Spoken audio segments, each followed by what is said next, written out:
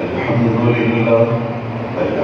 لله نحمده ونستعينه ونستغفره ونؤمن به ونتوكل عليه ونعوذ بالله من شرور أنفسنا ومن سيئات أعمالنا من يهده الله فلا مضل له ومن يضلله فلا هادي له ونشهد أن لا إله إلا الله وحده لا شريك له ولا نظير له ولا مثل له ولا مثال له ولا بصير له ولا مقارن له ولا مكاظم له ولا مداني له ولا مضارع له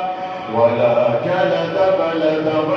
جسد رسو جسم رضو عضو له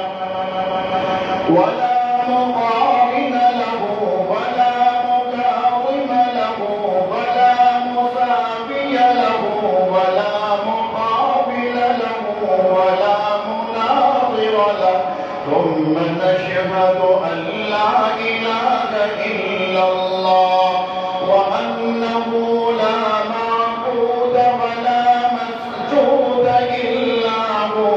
ولا مانع ولا معطي إلا هو ولا نافع ولا ضار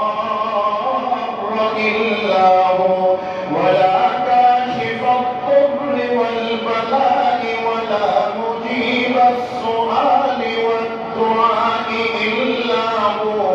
ولا ناصر ولا نصير ولا قادر ولا قدير إلا هو ثم نشهد أن سيدنا وسندنا ونبينا ومولانا مؤيدنا مخدومنا منظومنا معصومنا مقصومنا مقصودنا أجدر الخلق كبيرنا أعظم الخلق وأشرف الخلق وأحسن الخلق وأجمل الخلق وأنور الخلق من الحسن والستارة والولاية والحكاية والعناية والهداية والأمانة والإمامة أعلانا وأجلانا وأتقانا وأزهدنا وأرفقنا وأنورنا وأخبرنا وأكبرنا أحمر أنور أجدر أقفل أوثق أنور أجمل له ثم نشهد أن سيدنا وسندنا وشفيعنا وشفيقنا خاتم الأنبياء والمرسلين وأفضل الخلائق سيد العالمين أحمد الأنبياء محمدا عبده ورسوله الذي أرسله إلى الناس كافة بشيرا ونذيرا وداعيا إلى الله بإذنه وسراجا منيرا